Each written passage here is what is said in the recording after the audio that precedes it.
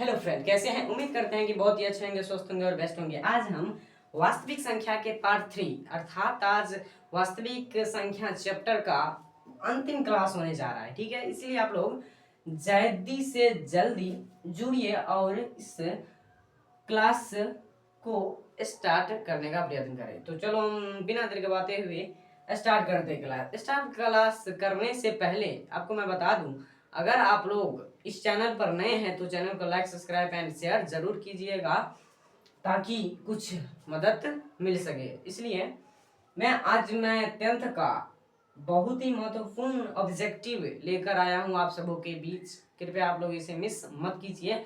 अंत में जो आपको बताने वाला हूं ना, वो तो 100% ही पूछेगा ऑब्जेक्टिव। क्या पूछेगा? वो 100% ही पूछेगा। तो चलो बिना देर गवाते हुए ऑब्जेक्टिव स्टार्ट करते हैं। पहला क्वेश्चन क्या कह रहा है? √18 का परिमेयकरण गुणांक क्या होगा? क्या कर रहा है? √18 का परिमेयकरण गुणांक है या क्या होता है? परीक्षा में मैं बता रहा हूँ आपको, मैं शॉर्ट बता रहा हूँ। परीक्षा में कुछ ऐसे उसे कर देगा तो घबराना बिल्कुल नहीं है। तो क्या कर रहा हूँ? √18 का परिमेयकरण गुणांक है। तो सबसे पहले मैं 18 का अभाज्य यानी वेक्टर में तोड़ लूंगा। 18 का अभाज्य गुणनखंड का पहले हम कर लेंगे। तो कीजिए, 18 का हम अभाज्य गुणन करें तो क्या हुआ? 2 से लगाए, यहाँ पे कितना हुआ? 9। 3 से यहाँ पे लगाए, यहाँ पे कितना हो गया? 3 हो गया। क्या हुआ? √18 का गुणनखंड कितना हुआ? 2 गुने 3 गुने 3। इसको हम रूट में लेके इसको हम कैसे करेंगे? 2 गुने 3 गुने 3। आप लोग जानते हैं अगर रूट में कोई संख्या 2 बार हो, मानिए रूट में संख्या 2 बार कौन है? 3, तो ये निकल जाएगा 1। तो क्या हो जाएगा यहाँ पे? 3 √2। आप कहिएगा √2 कहाँ से आया? क्योंकि इस √2 तो ये इसमें बच ही गया ना। 3 3 तो 2, एक जोड़ा का एक तो निकल ही नहीं गया। 3 यहाँ पे √2 में क्या? √2 बच गया, इसलिए क्या हो गया? 3√2 हो गया। पहले तो हम ये निकाले 3√2 हो गया। अब इसे क्या करा है? परिमेयकरण गुणांक करा है। एक बात आप लोग ध्यान रखिएगा, कोई भी अंक रूट में दिया हुआ रहेगा, आपको अगर उसका कहेगा परिमेयकरण गुणांक निकालने के लिए, तो सबसे पहले हम अभाज्य गुणनखंड कर लेंगे, ऐसा निकाल लेंगे। जैसा मैं तो 18 का किया होता ऐसा निकला है।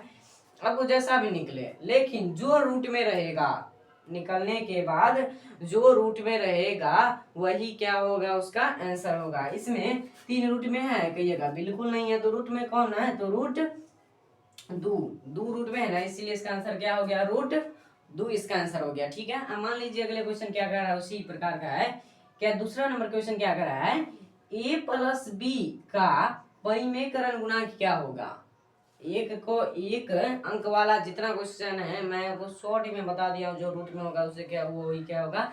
परिमेयकरण गुणांक होगा। ठीक है। अब 2 अंक में यहाँ पे दिया, अगर बीच में प्लस दिया हुआ है, अगर मान लीजिए यहाँ पे क्या होगा? n+p का कह रहा है कि परिमेयकरण गुणांक क्या होगा? तो परिमेयकरण गुणांक हो जाएगा n-p।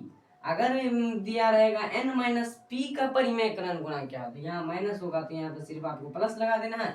अगर प्लस दिया हो तो आपको माइनस लगा देना है। जैसे कि आप ये मान लीजिए यहाँ पर क्या दिया? दूसरा क्वेश्चन a+√b का परिमेयकरण गुणांक क्या है? मैं आपको बताया हूँ, अगर प्लस लगा होता, प्लस लगा है तो माइनस दे देंगे, और माइनस लगा होगा तो प्लस दे देंगे। यहाँ पे प्लस लगा हो तो इसलिए हम क्या दे दिए? यहाँ पे माइनस दे दी। इसीलिए इसका आंसर क्या हो गया? a-√b। इसका क्या हो गया? Correct is the right answer. अब तीसरा नंबर क्वेश्चन क्या कह रहा है? कह रहा है 625 के अभाज्य गुणनखंड में 5 का अधिकतम घात क्या होगा? तो पहले क्या कर रहा है? हमको निकालने के लिए अभाज्य गुणनखंड। तो 625 को आप लोग अभाज्य गुणनखंड में तोड़ेंगे तो क्या होगा? 625 को हम पहले अभाज्य गुणनखंड में हम डिवाइड करते हैं, तोड़ते हैं। तो 625 को आप अभाज्य गुणनखंड कीजिए। 625 को इसको हम क्या करेंगे? 5 से लगाएंगे तो क्या हो जाएगा? 125 हो जाएगा। 5 से लगाएंगे तो यहाँ क्या होगा? 25 होगा। 5 से लगाएंगे तो यहाँ पे कितना होगा? 5 होगा। तो सबसे पहले हम क्या कीजिए? आप 625 का हम अभाज्य गुणनखंड कर लिए। इसके बाद क्या कर रहा है? 5 का अधिकतम घात क्या होगा? यानी 5 कितने बार है? 5 का अधिकतम घात का मतलब होता है 5 कितनी बार है। फिर कहता है 2 का अधिकतम घात कितना है, मतलब 2 कितना बार है। ठीक है। तो 5 का अधिकतम घात क्या होगा? तो 5 कितना बार है? यहाँ पे कहिएगा 1 2 3 और 4। तो इसका आंसर क्या हो गया? इज करेक्ट आंसर 4 हो गया। इसका इज द करेक्ट आंसर। तो इसका आंसर क्या हो गया? इसका आंसर 4 हो गया। इसका आंसर क्या हो गया? इसका आंसर 4 हो गया। ठीक है, अब अगली क्वेश्चन क्या कर रहा है? 4 नंबर क्वेश्चन, लॉस ऑफ। अब ये लॉस ऑफ ए बी क्या दिया हुआ है? ए बी उसका संकेत दिया हुआ है। ठीक है, तो इसको ये माना है, इसको ये माना है। ठीक है, इसका क्या करा है? इसका फॉर्मूला क्या होगा? इसका फॉर्मूला क्या होगा? सबसे पहले मैं आपको बता दूं, एक फॉर्मूला होता है क्या? एलसीएम। एलसीएम मतलब क्या होता है? लॉस गुने एचसीएफ बराबर ए गुने बी होता है। सबसे ये मेन ये बेस फॉर्मूला हुआ कि ये क्या हुआ? ये बेस फॉर्मूला होता है। इसी के आधार पर ये फॉर्मूला, इसी के आधार पर आप हम दो फॉर्मूला निकालेंगे, जिसमें से एक फॉर्मूला ये सूत्र में परिवर्तित हो जाएगा। ठीक है, इसी के आधार पर हम एक एचसीएफ और एलसीएम का फॉर्मूला निकालते हैं। मैं आपको जो जो बताने आज जो लास्ट क्लास है मैं, लेकिन जो जो बताऊंगा उसको आप जरूर से जरूर रिवीजन के साथ साथ सारी चीज आप लोग कर लीजिएगा। ठीक है, मैं जो जो बता रहा हूँ प्लीज करके, मैं जो जो बता रहा हूँ उसे रिवीजन जरूर कर लीजिएगा। तो क्या करा है? ये बेस दिया हुआ है, इसके आधार पर हम दो फार्मूला निकालेंगे। तो यहाँ पे एलसीएम दिया हुआ है, एचसीएफ दिया। तो सबसे पहले हम एलसीएम लेंगे। एलसीएम एलसीएम बराबर क्या होगा? ए गुने बी बट्टा एचसीएफ। एचसीएफ ए बी क्यों दिया हुआ है? क्योंकि यहाँ पे ए बी माना है, इसलिए यहाँ पे ए बी दिया हुआ। यहाँ परीक्षा में रहेगा भी और नहीं रहेगा, या अगर क्वेश्चन मानिए ए बी रहेगा क्वेश्चन में, तो ये जरूर है आंसर में ए बी आएगा। ठीक है, तो क्या एलसीएम अगर गुना में है, तो अगर हम एचसीएफ को हम भाग में ले जाएंगे तो एचसीएफ किस में है? अभी गुना में है, इसको हम भाग में ले गए। ठीक है, एलसीएम बराबर इतना हो गया, फिर गएगा एचसीएफ बराबर क्या होगा? ए गुने बी बट्टा एलसी एलसी एम हो जाएगा। ठीक है, एलसी एम हो जाएगा। अब कहोगे ए क्या? इस ए को क्या कहते हैं? बी को क्या कहते हैं? ए को हम कह रहे हैं, ए को हम कहते हैं पहली संख्या, बी को कहते हैं दूसरी संख्या। एलसीएम को तो आप जानते ही होंगे लॉसा कहते हैं, और एचसीएफ को मौसा कहते हैं। एलसीएम बराबर क्या निकल गया? एलसीएम का फॉर्मूला पूछ रहा है, तो एलसीएम बराबर क्या होता है? ए गुने बी बट्टा एचसीएफ। जिसका फॉर्मूला क्या हो गया? ए गुने बी बट्टा मौस अर्थात एचसीएफ। एचसीएफ को मौस कहते हैं ना, इसलिए इसका आंसर क्या हो गया? ए गुने बी बट्टा मौस। अगर यहाँ पे मौस पूछ देता तो क्या होगा? ए गुने बी बट्टा, यहाँ पे क्या हो जाएगा? लॉसा हो जाएगा। ठीक है, अगर यहाँ पर लॉसा दिया हुआ है तो नीचे में सिर्फ मौसा हो जाएगा, अगर यहाँ पे मौसा दिया होगा तो नीचे में लॉसा हो जाएगा। ठीक है, इसका आंसर मिल गया।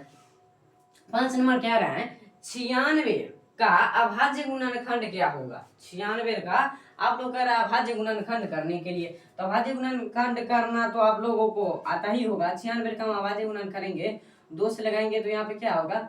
2 चौके 8, 2 8 16, यहाँ पे क्या होगा? 48 होगा। फिर 2 से लगाएंगे यहाँ पे 24 होगा, फिर 2 से लगाएंगे 12 होगा, 2 से लगाएंगे 6 होगा, फिर 2 से लगाएंगे यहाँ पे कितना होगा? 3 होगा। तो 2 कितने बार है? 1 2 3 4 5। तो इसके हम क्या लिख सकते हैं? 2 के पावर 5 लिख सकते हैं ना। 2 5 बार है, इसका मतलब हम क्या 2 के पावर हम 5 लिख सकते हैं। इसलिए हम 2 के पावर 5, 2 के पावर 5 गुने ई सिंगल कितना रह गया? 3 रह गया। इससे क्या होगा? 2 के पावर 5 गुने 3, इसका क्या होगा? Is the right answer. यहाँ पर क्या दिया हुआ है? 2 के पावर 5 3, इसका क्या हो गया? Is the right answer. अब गुणनखंड करके जितना निकाला उसको हम लिख दिए। ठीक है, 6 नंबर का क्वेश्चन क्या कर रहा है? 47 से 379 में भाग देने पर यदि शेष 3 बचे, यदि शेष यहाँ पे कितना कर रहा है? यदि शेष 3 बचे तब, यदि शेष 3 बचे तब भागफल क्या होगा? मतलब कि 47 से कितना देना है? 379 में भाग देना है। 47 को 3 से 379 में भाग देना है, तो हम 47 को 379 में भाग दे देते हैं। 379 में हम भाग दे देते हैं। हम इसको कितने से लगाएंगे? तो 47 8 हो जाएगा। 47 8 हो जाएगा। यहाँ पे कितना दिया हुआ है? यहाँ पे शेष 3 बचा है ना, इसलिए यहाँ पे क्या हो जाएगा? 376।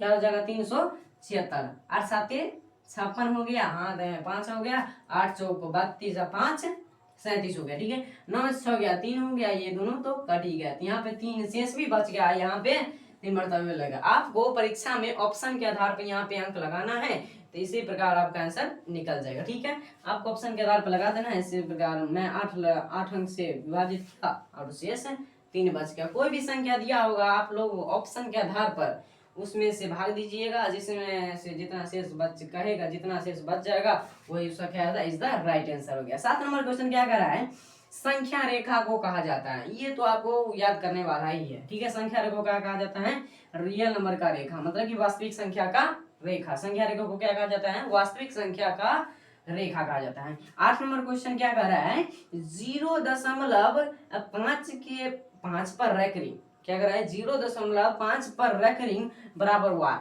परीक्षा में कुछ भी देगा 0.5 पर रैकरिंग को क्या करते हैं, इसलिए हम स्टॉप करते हैं क्लास को, क्योंकि आज बहुत ही मौसम खराब है। थैंक यू, धन्यवाद, प्रणाम, नमस्कार।